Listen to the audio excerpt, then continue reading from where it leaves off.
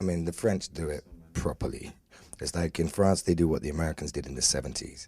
You know, the style of work that comes out and the standard of artistry that comes out of French film is second to none, in my personal opinion. I really enjoyed this article. If you've not read this article, do have a little read and then maybe come back and listen to this. French filmmaking, in particular, according to the Commission, a third of the French films released in 2019 attracted fewer than 20,000 viewers. More dismally, the report finds that only 2% of French films are profitable during their theatrical run. Only 2% of French films are profitable during their theatrical run. That is very alarming, but this is a fact, and it's not shocking to me. It's shocking in the fact that this is a whole film industry in France. The French people are very particular about the kind of films they watch. Normally, they just watch French films. So to see that only 2% of their feature films are now making a profit in their theatrical run is alarming. If you are an art house film maker and you have released your latest film, it's probably going to end up on streaming, or alternatively, it's most likely going to end up nowhere and no one's going to see it. So we're in the darkest timeline. One specific line that really made me think twice about where we are at in terms of filmmaking. Now, I'm a director. I've released 5 feature films. I've got 2 more feature films to be released. They've all been acquired for acquisition by various distribution companies or film companies, mainly in North America, which is really cool, being a British filmmaker. And I've had some very, very coarse discussions with the BFI, British Film Institute. I think they have been profligate in terms of helping the film industry. I feel like they finance too many films by filmmakers who are already established and they don't need the money. This is the thing that it's been in the air for a long time. What films are making profit? Now, when I first came into the film industry, when I really first came into the film industry, which was about 2013, when I made my first feature called The Conversation, we had a lot of meetings with various producers, distributors, sales agents, so forth. Someone would always say, well, you know what? Films don't really make a profit, you know? I heard that and I was like, then why the hell am I in this industry for? Before that, I just thought, every film makes profit. Now I know every film does not make a profit. Believe me, having had 5 films released, I know from putting my own money into the films that they do not make a profit. You make a loss in most cases. And let's think about French cinema. Let's think about all the wonderful things that French cinema has brought to us over the years. For me, on a personal level, I think one of the things that really turned me on to filmmaking was there's a channel in the UK called Channel 4. And Channel 4 used to display some of the most artistic films that were around. So when I was roughly 13 years old, I was watching Channel 4 at about 10 p.m. I don't know why I was up that late, but a film came on TV which blew my mind, and it's called La Haine, which I think translates to The Hate. And it's just an incredible film. I didn't realize this at the time, but the film does have a lot of Hollywood influences on it, especially the work of Spike Lee, especially Do the Right Thing. La Haine, when I first saw it, was mind-blowing because first of all, it's French, so it has subtitles, and I was reading the subtitles. I'm like, I'm really intelligent, I can read subtitles, and it's not making me tired, and I'm not sleepy, and I'm not bored. I'm enjoying it. I must be really artistic, and I'm 13. So it was a bit of a mind opener in that sense. And then the performance of Vincent Cassel, who you may have seen in such films such as Ocean's 13, Black Swan, wonderful actor, very charismatic. If you get a chance to watch one of his films, definitely watch this one.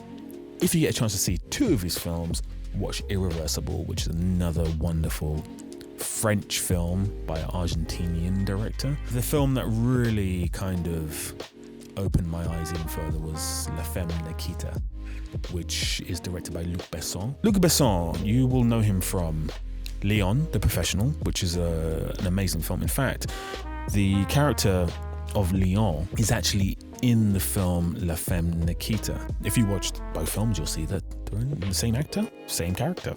However, technically, I don't think it is, because I think he dies in, spoiler alert. After watching La Femme, Nikita, which is another glorious European film, beautifully shot, wonderful. You see, the thing is, I didn't realize this at the time when I watched it, but it is a European film just by way of the fact that it's shot in France. But it's actually aping Hong Kong movies from the 80s by John Woo and Ringo Lam. But I didn't realize that until maybe 5-6 years ago. So, maybe I'm not such a cinephile after all. I'm not a big fan of The Fifth Element, I'm not gonna lie. In fact, I'm not really a big fan of Luc Besson since Leon. Lucy is okay. Valerian is not okay. I guess my point is, I've always seen French cinema as the bastion of art house filmmaking. If you look back to the French New Wave of the 60s, the great directors Bresson and Godard and so forth. If you're thinking of an art house film, you think of French cinema. A lot of filmmakers over the years have aped character, and there's a close-up shot of the character and you've got the subtitle and they're not really saying much, and then you have the word fin at the end. They've always been aped as kind of boring, quirky, hard to understand.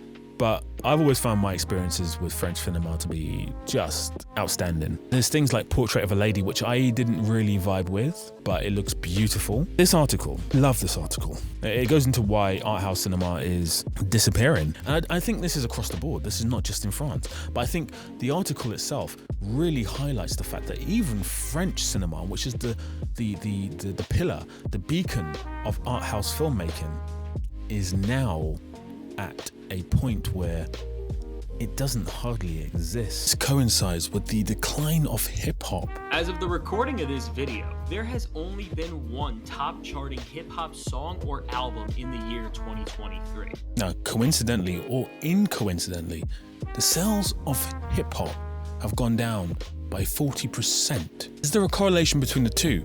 Tom Hardy seems to think there is. In my personal opinion. So, and there's a kid called Kim Chapiron as well. I'd really like to work with him as well. There's some really cool cats here. It's like, what hip-hop was in the 70s and in the 80s in New York and the Bronx. The film world is like that. It's the touchstone, like the cornerstone of social politics, really. So if we're going by the words of Tom Hardy, French cinema is an expression of art. It has political and geopolitical messages, just like hip-hop in the 70s, in the 80s, and in the 90s. Now, many would say that hip-hop has strayed away over the years from the strong social and geopolitical messages that the songs used to have. Now, does this mean that society on a whole is being fractured to the point where there's not a collective voice anymore? Do people not want to watch, listen, and feel art in the same way that they used to? And all these specific social soapboxes where you can vent your anger means that there's less collective response to crises. Now, if this is the case, this would explain why hip-hop sales are essentially down. That collectiveness of watching something, listening to something, discussing something as a collective group has dissipated. Whilst there are more platforms now for you to release music, films, art, whatever you like, this has made it easier for you as an artist to distribute your own work and thusly allow your voice to be heard. But at the same time, this fractioning of different distribution sources for people to collectively extrapolate their own ways of consuming media meant that maybe, potentially, we're in a place now where that collective voice no longer exists, and thusly sales upon the populace are now down. And that is scary. That is very scary. The article cites a quote by the wonderful Paul Schrader, who wrote Taxi Driver, Raging Bull, worked with Scorsese, very prominent in the 70s. In fact, he released a film which I absolutely loved, which is called First Reformed, which stars Ethan Hawke. He basically made the statement that there's probably, in fact, more talented filmmakers today than there were in the 70s. Now, that's a big statement. That's a really big statement. He continues to say, what there was in the 70s was better audiences. I don't know if I can jump on board with that statement, but I don't know what a better audience is. Like, an audience is an audience. The audience doesn't change per se. The people change within the audience, of course. But I think if you present people a certain form of art, they will respond positively or negatively towards it. I don't think that, like, if you present good art to someone, most likely they're going to like it, whether it's made in the 70s or in the 1900s or, you know, in the French Renaissance era. Good art is good art. Like, I can look at a piece of art from, you know, from the 1700s and be like, that is beautiful. I don't necessarily agree with that statement. However, I'm trying to say essentially, which I think if you're watching this, you probably want me to say as well, which is Gen Z have ruined the world.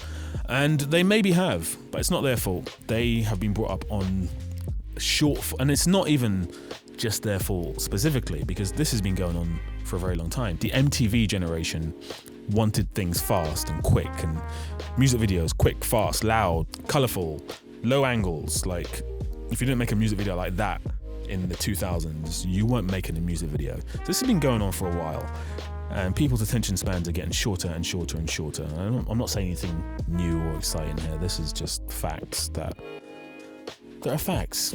Even this YouTube video, my first thought on this YouTube video was, unless I say something really impactful in the first 30 seconds, unless I put some visuals on the screen in the first 30 seconds, you're going to turn off. Now, if you're still watching this, well done to you. If you're still listening to this, well done to you. And you're the kind of audience that I love. But yeah, even I'm thinking now, even when I make a film, I'm thinking, okay, will the audience still be with me after 1 minute?